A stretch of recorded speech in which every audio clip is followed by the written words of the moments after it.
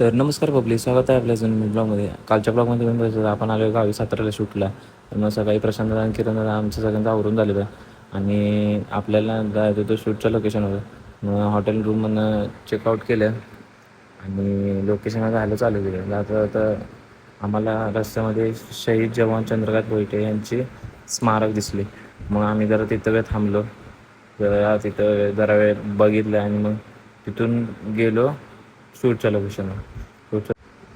आणि अजून 2 फोटोग्राफर आलेले आमच्याबरोबर आणि आपली ही सगळी टीम आपल्या प्रशांत दादाची आहे.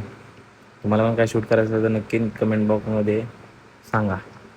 तेवढ्यात आपल्या प्रशांत भाईने ड्रोन फ्लाय केला आणि शूट जरा झालं तर कपल गेलं तर मेकअपला त्यामुळे बसले नाही. प्रशांत भाई बारक्या पोरीला घ्यायचं ट्राय करत होता आणि ती काय आलीच नाही.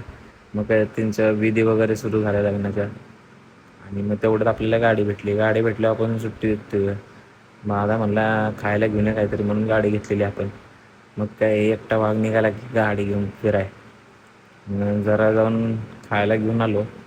परत गेलो तर किरण म्हणले ब्लॉगमध्ये आलं पाहिजे व्हिडिओ. मी त्यांना म्हणलं हो हो येणार की 101 काय ना. मग काय तिथं शूट करायला चालू केलं कारण की कपल आलं होतं आणि त्यांचं हळदी शूट चालू होतं.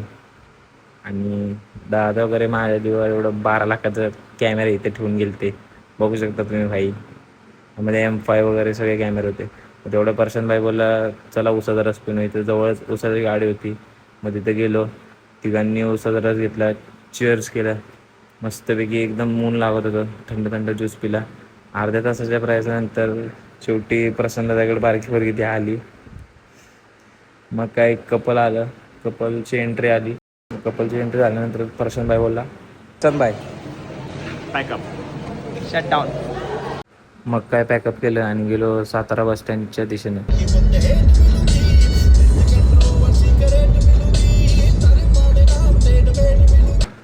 जाताना दादा असली गाडी पळवत होता ना, तुम्ही बघू शकता एकदम गाणी वगैरे लावून फुल. सातारा बस स्टँडवर गेलो. तिथं आपल्याला बस भेटली मुंबईची, कारण की आपल्याला आता जायचं होतं मुंबईला, शूट झालेलं होतं आपलं. मग काय काळजावर दगड ठेवून साताऱ्याला बाय बाय बोलून निघालो मुंबईच्या दिशेने. जाताना काय डिझेल भरलं आपल्या बसमध्ये आणि गेलो घरी. तर भेटूया नेक्स्ट ब्लॉगमध्ये. तर अशा मी ब्लॉगसाठी आपल्या कामाला फॉलो करून घ्या.